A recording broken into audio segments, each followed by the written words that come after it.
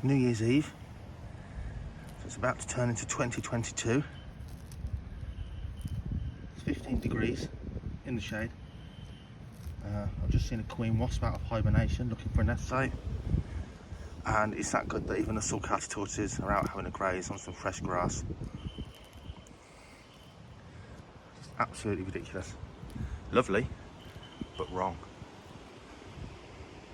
Hopefully, and I'm sure in the next couple of months we're going to get a bit of winter, and it'll reset the biological clocks of a lot of animals and plants, but there will be casualties. Hedgehogs out in December, not really right. Queen wasps looking for nest sites, middle of winter, not really right. But let's see where the year starts and how it ends up. Look at these beauties. So, welcome to the vlog. 4 days later, it's dropped from 15 degrees in the day today to precisely, can't even speak, it's that cold, to precisely 0 degrees C. Winter's arrived. Let's go and check out what the girls are up to. It's a lovely day for flying. Oh, a lovely bird. Have a look at this. I'm going to swap you around. Here we are with Emily and Joe, and Lily, one of our barn owls here. What a fantastic setting.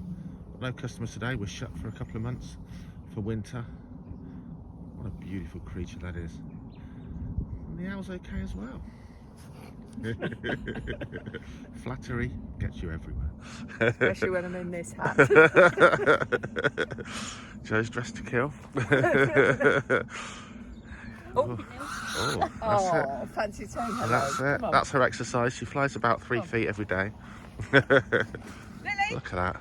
So this is, when it comes to captive birds of prey, captive bred birds of prey, this is overbred and incredibly common species.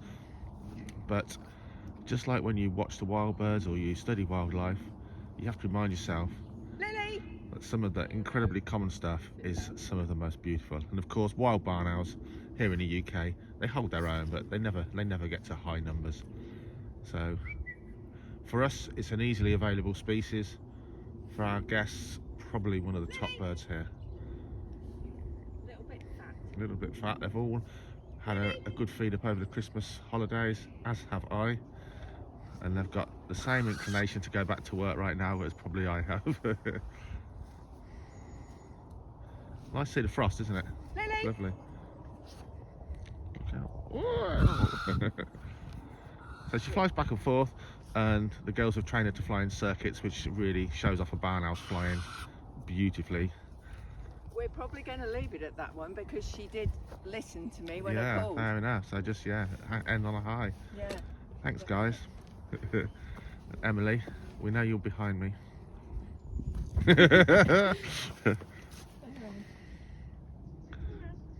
Enjoy the rest of the vlog. So if you're wondering how Manny was getting on, his medicine from the vet pretty much in a day really had got him on the road to recovery, and he's had 10 days I think of meds in the end, and he has certainly made a full recovery health wise. His wing isn't actually much better, his mobility in his wing, he can move it all, but he's certainly not flying very far. But of course he's been kept in the reptile room, and he's been boxed most of the time to convalesce, so his wing's not really had a lot of exercise.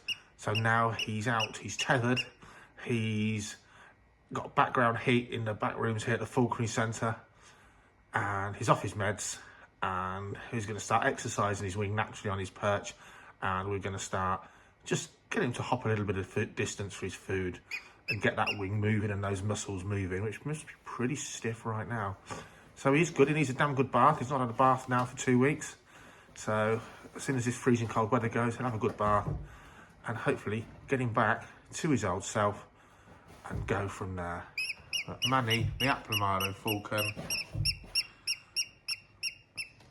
fingers crossed, on the road to recovery for sure. Have a look at these paw prints. These were sent to me by my really good friend Lewis. Now the smaller paw print is his Alsatian dog inside the bigger paw print. So what is it? Is it a monster? Is it a Yeti? I'm told it isn't fake.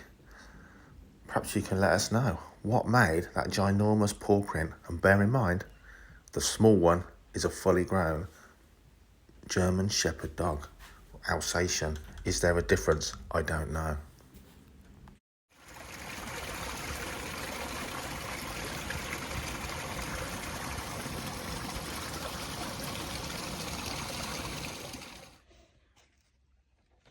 I'm not sure how well the rainbow effect of this Brazilian rainbow boa is going to come out, but certainly in natural sunlight, these really are one of the most outstanding snakes when it comes to iridescent beauty. Really are.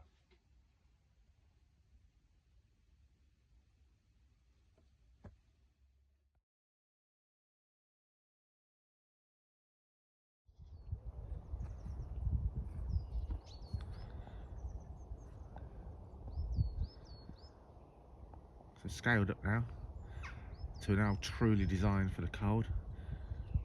Great grey owl.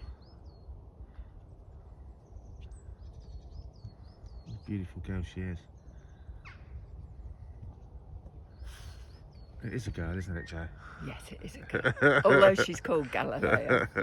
Galileo is a girl. Shows what I know. So you can see she's quite slow on her response. Emily's was calling her in, and you can see she's looking around. There she comes. Not too bad at all, actually. But again, these birds have all had a bit of fattening up over the Christmas holidays, and it makes their interesting food, a bit like me really. It takes the edge off. They're not that bothered. Their tummy's telling their brains you don't really need to eat anything today if you don't catch anything, so don't panic. And this owl in particular, whilst captive bred and hand reared by Joe, is a fantastic hunter. She catches way too much of her own food over here, mostly short-tailed field voles and field mice.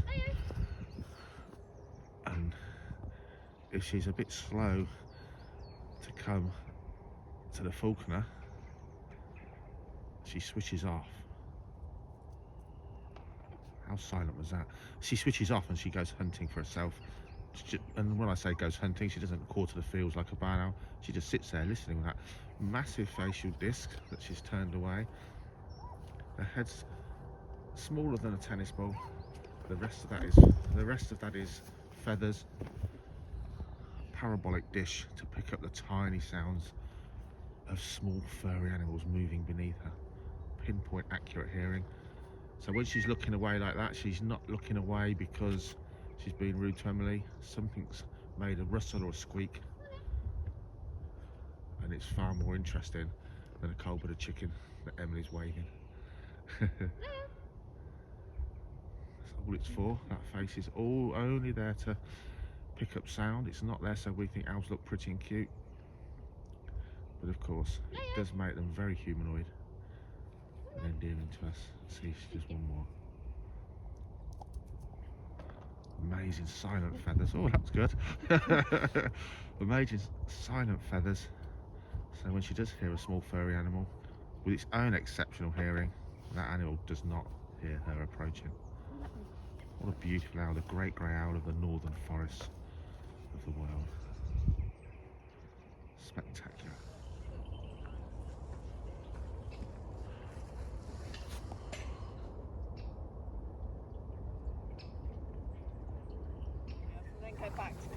So Pandora is having a bit of training now. The girls are trained up, no problem at all, of course.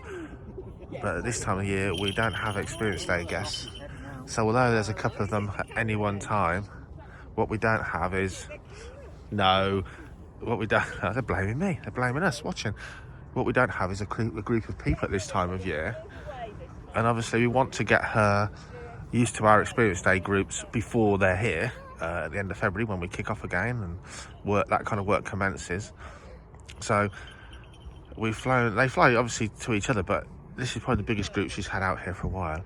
And Kyle in the hood there and the beard. Kyle was sort of pretending to be an experienced day guest, and she spooked at the last minute, and that's exactly why we're here. That's why we're doing this, to iron out these kind of things and get her confidence up before our guests arrive. She's certainly a good looking Harris Hawk, is Pandora, and let's just see, give her a second, how she goes. And of course, it's not just the fact there's a group of people. These birds had the whole of the Christmas holiday sort of period off work. As we mentioned earlier in the vlog with the owls, they've all stacked on a bit of weight like me, and you may have noticed I really have stacked on some weight. And you can see she's spooked. So what often happens is when a bird gets spooked by anything, so Kyle, she wasn't sure, they lose their head sometimes. So now she's even nervous of actually coming into Emily and Joe, who, you know, she's been flying perfectly well too, and that's not because she's got nervous of them, it's because she's got spooked, her head's gone, and it's now just a case of getting that confidence up again and getting her brain back where it needs to be. But they've done a lot of work with this girl, and she's a calm and lovely bird to work with already, and it certainly won't be long, but we'll give it a bit longer. There we go. So even a short distance, she didn't want to come that short distance. So there's two ways we can combat this. We can just give her a bit of time over a couple of days, coming out here with extra people around, or, as I've said, to put on a bit of weight, is just trim that weight down a little bit, increase her appetite, short term, just for a day or two, so that appetite is, if you like, overcoming those nerves, and that is part of falconry. So she tried to snatch the food, but look, she stayed closer. So these birds have to be well muscled and fit and well fed to perform, and their appetite is what they're worked on.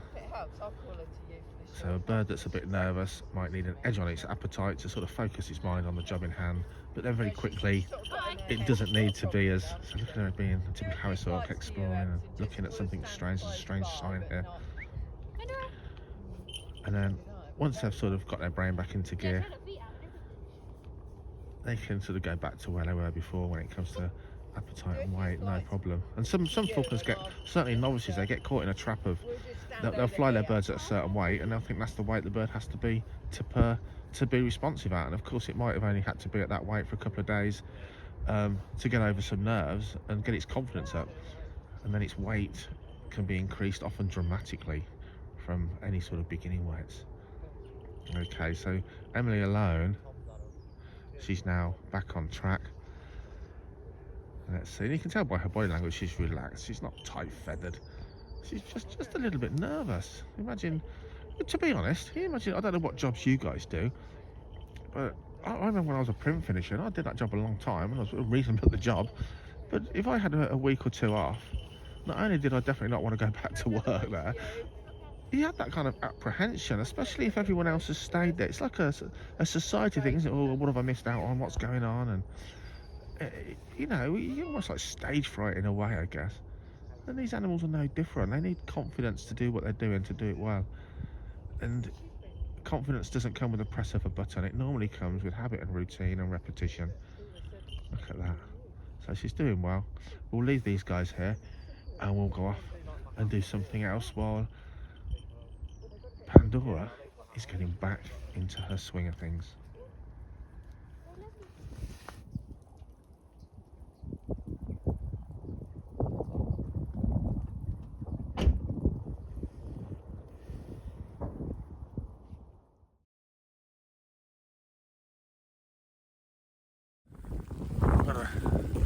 A couple of hours, well, we haven't really, I've had to down some tools, but Kyle's come up with Zeus, the golden eagle, so we're just going to pop out with him for a brief time really and just see if he can catch himself a hot dinner.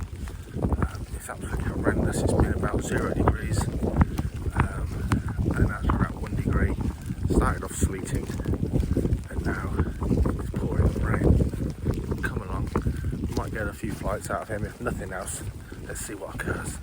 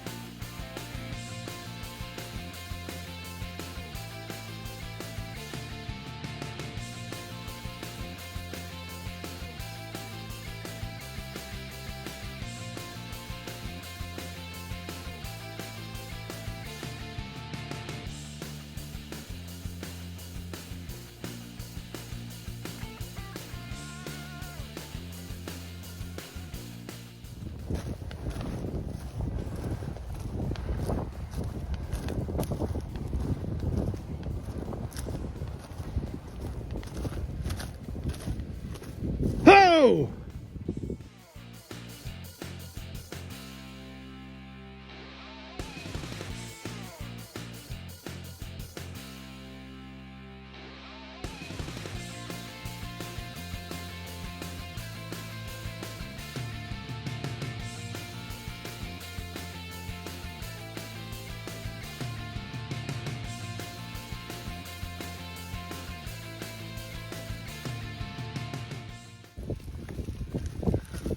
There it goes.